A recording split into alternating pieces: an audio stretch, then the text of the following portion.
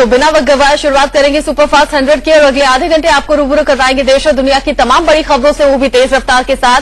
सबसे पहले बात ईद की। शुक्रवार की शाम चांद के दीदार होने के बाद आज देश भर में धूमधाम से ईद मनाई जा रही है। जामा मस्जिद के शाही इमाम ने शुक्रवार को ईद मनाए जाने की घोषणा की। सऊदी में गुरुवार को ईद मनाई गई। ईद के मौके पर राष्ट्रपति, प्रधानमंत्री और यूपीए अध्यक्ष सोनिया गांधी ने भी देशवासियों को ईद की शुभकामनाएं दी। दिल्ली में भी आज ही ईद मनाई जाएगी, ये फैसला किया है फतेहपुर मस्जिद के इमाम मुफ्ती मुकर्रम अहमद ने। उनका कहना है कि देश के ज्यादातर हिस्सों में ईद का चांद नजर आ चुका है, इसलिए ईद आज ही मनाई जाएगी। वाराणसी में भी आज ईद का त्योहार खुशियों के साथ मनाया जाएगा। गुरुवार की शाम वाराणसी में बादल होने की वजह से ईद का चांद तो नजर नहीं आया, लेकिन आसपास के इलाकों में ईद का चांद नजर आने के चलते ईद आज ही मनाई जाएगी। ईद के मौके पर लखनऊ के बाजार गुरुवार रात भर गुलजार रहे। लोगों ने यहां पर जमकर खरीदारी की ताकि आज वो अच्छे से ईद मना सकें।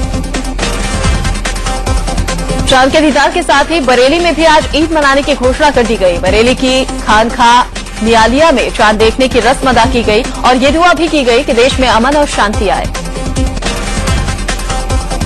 जन आशीर्वाद यात्रा पर निकले मध्य प्रदेश के मुख्यमंत्री शिवराज सिंह चौहान ने भी लोगों को ईद की शुभकामनाएं दी हैं। शिवराज सिंह चौहान ने ईद को भाईचारा बढ़ाने वाला त्योहार बताया। पाकिस्तान के प्रधानमंत्री नवाज शरीफ के बेहद करीबी और पीएमएलएन पार्टी के सांसद तारिक अजीम ने इंडिया न्यूज पर बड़ा बयान दिया। तारिक अजीम ने आतंकी हाफिज सईद की तुलना मोदी से कर दी। कहा, हाफिज सईद और मोदी एक समान है, लेकिन वो कोर्ट जो है उसको एक्सेप्ट नहीं करती कि बंदे को परमानेंटली आप अंदर रखें किसी बंदे को। और ना ही कोई ऐसी बात ही है कि आपसे कोई स्पीचेस के ऊपर आपको पाबंदी आज कर सकें। आपके यहाँ पे नरेंद्र मोदी साहब हैं, वहां पे कई दफा। इंडिया न्यूज के शो टुनाइट विद दीपक चौरसिया में नवाज शरीफ के करीबी तारिक अजीम ने एक और बड़ी बात कही। तारिक अजीम ने कहा कि पाकिस्तान सरकार एलओसी पर भारतीय सैनिकों पर हमले की जांच कराएगी। बिल्कुल करवाएंगे, बिल्कुल करवाएंगे। मैं एक दफा नहीं, मैं 2 दफा रिपीट करके करूंगा, बिल्कुल करवाएंगे, बिल्कुल पता करेंगे। अभी दोबारा मैं कह रहा कि जैसे प्राइम मिनिस्टर साहब आए हैं दोबारा उसकी पता करें।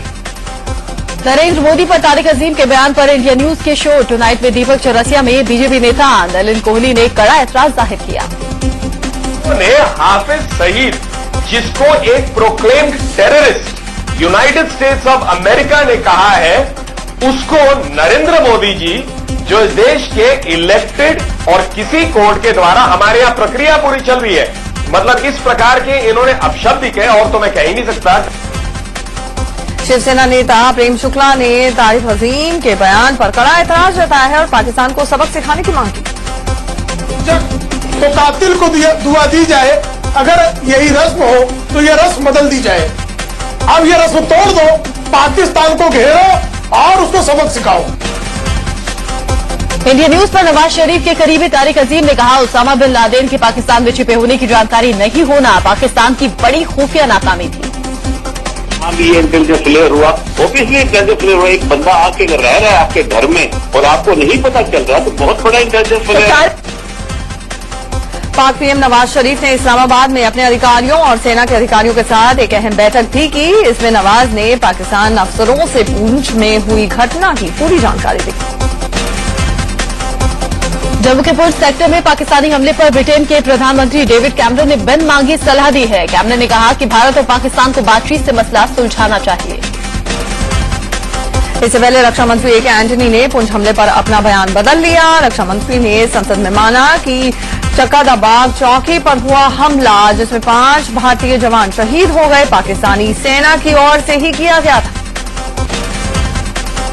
लोकसभा में नेता विपक्ष सुषमा स्वराज ने रक्षा मंत्री के बयान पर कहा कि वो देर से आए लेकिन दुरुस्त आए। मैं आभार व्यक्त करती हूँ रक्षा मंत्री के प्रति कि जो गलती उन्होंने कल की थी उसको आज उन्होंने सुधारने का काम किया है। बीजेपी नेता गोपीनाथ मुंडे भी विवादास्पद बयान देकर फंस गए हैं। मुंडे ने कहा कि आतंकी हमले में 5 जवान शहीद हुए। उनके इस बयान पर विपक्ष ने उन्हें घेरना शुरू कर दिया, जिसके बाद बीजेपी नेताओं और खुद मुंडे ने सफाई दी। शहीदों को लेकर दिए गए बिहार सरकार में ग्रामीण कार्य मंत्री भीम सिंह के शर्मनाक बयान को लेकर पटना में गुस्सा फूट पड़ा है। लोक जनशक्ति पार्टी के कार्यकर्ताओं ने भीम सिंह का पुतला फूंककर विरोध जाहिर किया और भीम सिंह की बर्खास्तगी की मांग की। मौके की नजाकत को भांपते हुए बिहार के सीएम नीतीश कुमार मीडिया के सामने आए और अपने मंत्री भीम सिंह के बयान पर अफसोस भी जताया। ऐसी परिस्थिति में अगर किसी भी प्रकार का हमारे सहयोगी ने जो बयान दिया वो बहुत ही गलत है और मैंने जैसा कहा मुझे बेहद इस बात का दुख है, अफसोस है। मैं अपनी तरफ से भी इसके लिए खेद प्रकट करना चाहूंगा। इस तरह की बात नहीं होनी चाहिए।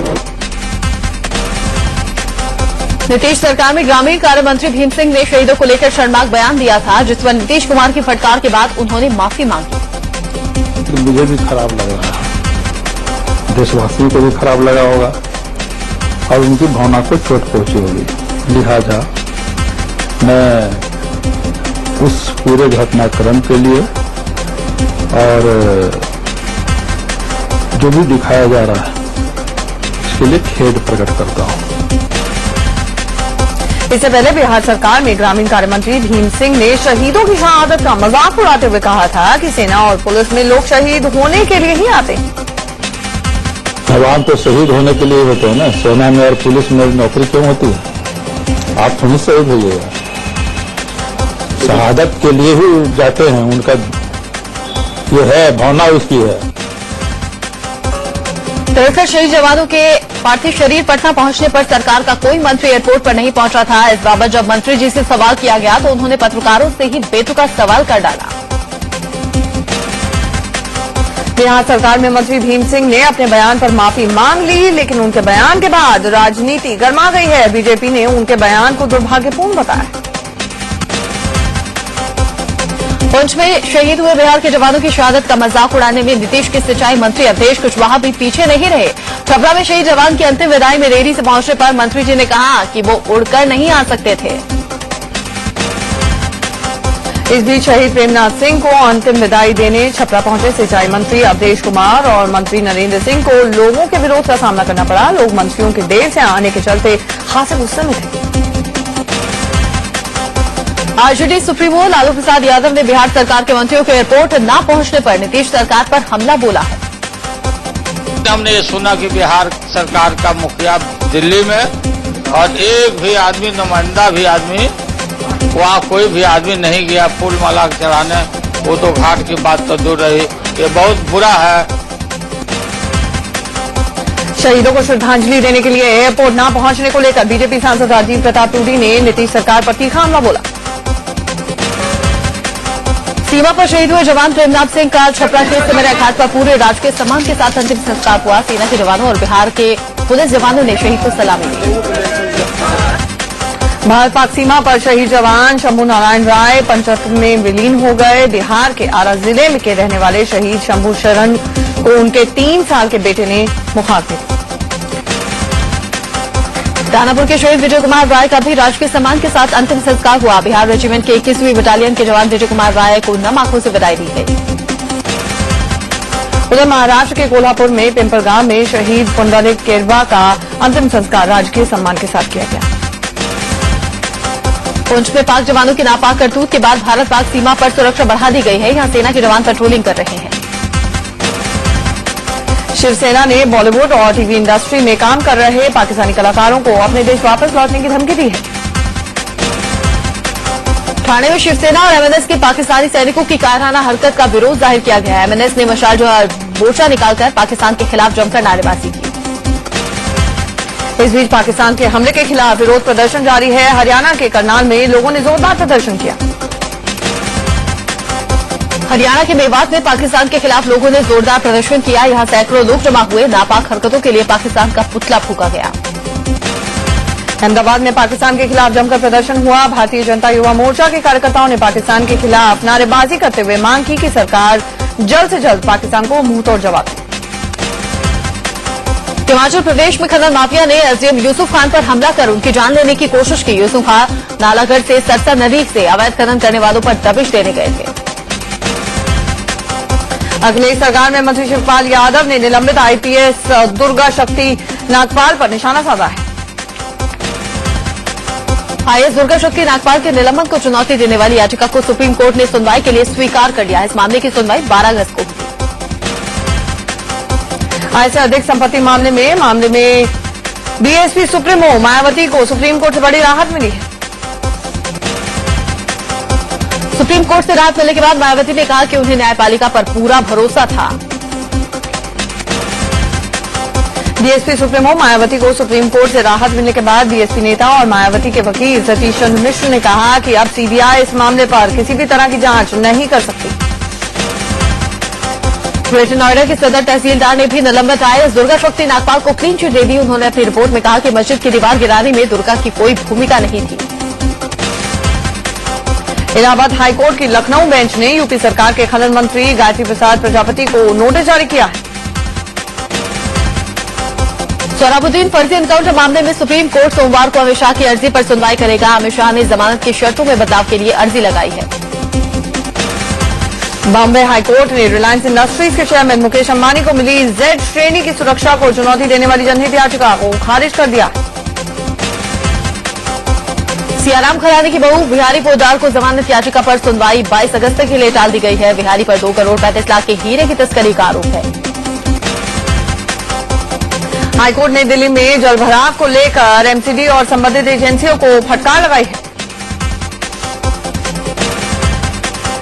गीतांजलि मर्डर केस में सीबीआई ने जांच की कमान संभाली है। सीबीआई के डीआईजी वनीता राठौर ने गुड़गांव पुलिस कमिश्नर के ऑफिस पहुंचकर दस्तावेज इकट्ठा किए। उत्तराखंड के मुख्यमंत्री विजय बहुगुणा आज दिल्ली में वित्त मंत्री पी चिदम्बरम से मुलाकात करने वाले हैं। आपदा के दौरान लापता हुए लोगों के मामले में बैंक और दूसरी संस्थाएं बिना डेथ सर्टिफिकेट के किसी तरह की मदद देने को तैयार नहीं। हंगामेदार सांसदों की लिस्ट पर बीजेपी के भारी विरोध और वॉकआउट के बाद राज्यसभा सचिवालय को अपने कदम पीछे खींचने पड़े हैं। इससे पहले राज्यसभा सचिवालय ने सदन में हंगामा करने वाले 22 सांसदों की सूची जारी की थी।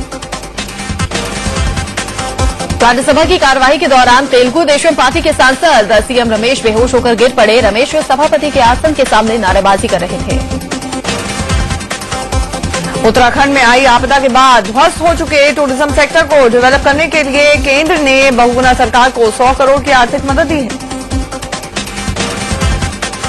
बीजेपी से इस्तीफा देने वाले पूर्व एमएलसी रामकिशोर सिंह ने जेडीयू का दामन थामने का ऐलान कर दिया है। 12 अगस्त को रामकिशोर कुछ दूसरे बीजेपी नेताओं के साथ जेडीयू की सदस्यता ग्रहण करेंगे। मध्य प्रदेश के मुख्यमंत्री शिवराज सिंह चौहान की जन आशीर्वाद यात्रा झाबुआ पहुंची, जहां पर मुख्यमंत्री का भव्य स्वागत हुआ। बीजेपी ने एक नया पोस्टर जारी किया है। इस पोस्टर में सिर्फ मोदी की तस्वीर है और नारा लिखा हुआ है, नई सोच नई उम्मीद। उत्तर प्रदेश के मुख्यमंत्री अखिलेश यादव ने लखनऊ में सौर ऊर्जा विद्युत परियोजनाओं का शुभारंभ किया। महाराजगंज जिले की भारत नेपाल सीमा पर कस्टम विभाग ने 1 करोड़ 19 लाख रुपए का सोना जब्त किया है। नेपाल से एक तस्कर करीब 4 किलो 200 ग्राम सोना लेकर आ रहा था। 10 दिन तक जिंदगी और मौत से लड़ने के बाद भुवनेश्वर में 14 साल की मासूम ने दम तोड़ दिया। दिल्ली एक बार फिर से शर्मसार हुई है। यहाँ एक स्कूल में चपरासी ने ही 4 साल के बच्चे के साथ दुष्कर्म किया। भोपाल के आरकेडीएफ में पढ़ने वाली छात्रा अनीता शर्मा के सुसाइड मामले में पुलिस ने 4 छात्राओं और एक प्रोफेसर को गिरफ्तार कर कोर्ट में पेश किया है। महिला आयोग ने अनीता के घरवालों से मुलाकात कर दोषियों के खिलाफ कड़ी से कड़ी कार्रवाई करने का भरोसा दिया है। कानपुर के विधून इलाके में हुए एक चौकीदार की हत्या का खुलासा करते हुए पुलिस ने 2 लोगों को गिरफ्तार कर लिया है। यूपी के कौशाम्बी में एक महिला और उसके प्रेमी की हत्या महिला के पति और बेटे ने कर दी। 45 साल की ये महिला 35 साल के प्रेमी के साथ घर से भाग गई थी। आगरा में 1 महीने के अंदर 3 बार एसिड अटैक का मामला सामने आया है। इसके बावजूद भी यहां पर तेजाब की बिक्री खुलेआम हो रही है। नोएडा और ग्रेटर नोएडा में बिल्डरों को पानी की बर्बादी करने पर कड़ी फटकार लगाई गई है। सिटी मजिस्ट्रेट ने एक आदेश जारी कर कहा है कि अगर बिल्डरों ने पानी की बर्बादी नहीं रोकी तो उनका काम रोक दिया जाएगा। Justice RMP. मेहता के गुजरात में लोकायुक्त बनने से इनकार के बाद कांग्रेस ने नरेंद्र मोदी के खिलाफ मोर्चा खोल दिया है। मोदी के विरोध के लिए कांग्रेस कार्यकर्ताओं ने अहमदाबाद में एक जुलूस भी निकाला। फरीदाबाद पुलिस ने सेक्टर 16 एरिया में छापेमारी कर एक सेक्स रैकेट का पर्दाफाश किया है। पुलिस ने यहां से 8 लड़कियों समेत लोगों को गिरफ्तार किया है। दिल्ली में ऑल इंडिया इंस्टीट्यूट एसोसिएशन के बैनर तले मेडिकल की पढ़ाई कर रहे छात्र छात्राओं ने जबरदस्त प्रदर्शन किया है। ये लोग सरकार के उस फैसले का विरोध कर रहे थे जिसमें पोस्ट ग्रेजुएशन से पहले 1 साल की रूरल पोस्टिंग जरूरी है। पटना में आरटीआई छात्र संघ के सैकड़ों छात्रों पर पुलिस ने जमकर लाठीचार्ज किया। 29 और 30 जुलाई को हुई आईटीआई की परीक्षा में 3 जगह पेपर लीक होने के बाद सरकार ने पूरे प्रदेश की परीक्षा को रद्द कर दिया था। इलाहाबाद में हंगामा करने वाले 16 छात्रों को गिरफ्तार किया गया है और करीब 5000 छात्रों के खिलाफ सिविल लाइंस थाने में मामला दर्ज करवाया गया है। जूनागढ़ के गिर जंगल में एक श्रेणी ने एक साथ 5 बच्चों को जन्म दिया है। सामान्य तौर पर श्रेणी एक बार में 2 या 3 बच्चों को ही जन्म देती है। उत्तरकाशी में आसमान से आफत की बारिश के चलते भूस्खलन थमने का नाम ही नहीं ले रहा है। विकास भवन मार्ग पर भूस्खलन के चलते बड़े बड़े बोल्डर गिर गए। बिहार के बनेर में सोन नदी का जलस्तर बढ़ने से गांव में बाढ़ का पानी आ गया है। नदी में पानी बढ़ने से कई गांवों का संपर्क आपस में टूट गया है।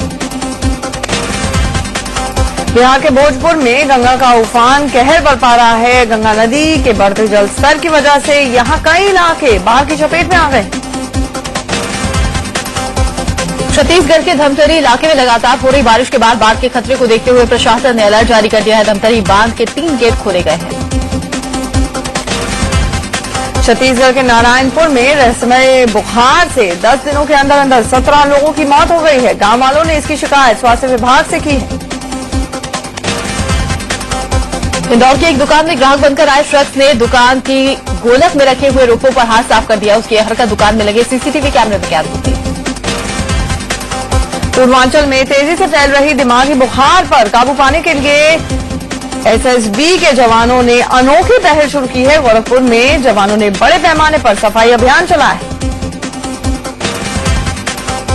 हरियाणा के जींद में डॉक्टर्स ने ऑपरेशन कर 15 साल की एक लड़की के पेट से 1 किलो से ज्यादा वजन का बालों का गुच्छा निकाला है। परिजनों के मुताबिक लड़की को बाल खाने की आदत थी।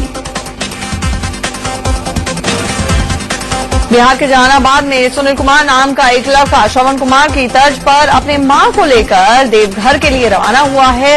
अपनी मां की अटूट श्रद्धा और इच्छा के बाद सुनील ने मां को भगवान शिव के दर्शन कराने के लिए यह फैसला किया। विश्व बैडमिंटन चैंपियनशिप में भारत के 3 खिलाड़ी क्वार्टर फाइनल में पहुंचने में सफल रहे। महिला वर्ग में साइना नेहवाल और पीवी सिंधु ने अंतिम 8 विकेट बनाई। साइना नेहवाल जारी बैडमिंटन विश्व रैंकिंग में 4थे स्थान पर खिसक गई हैं। साइना की जगह थाईलैंड की राचोनाक इंतनॉन ने ली है।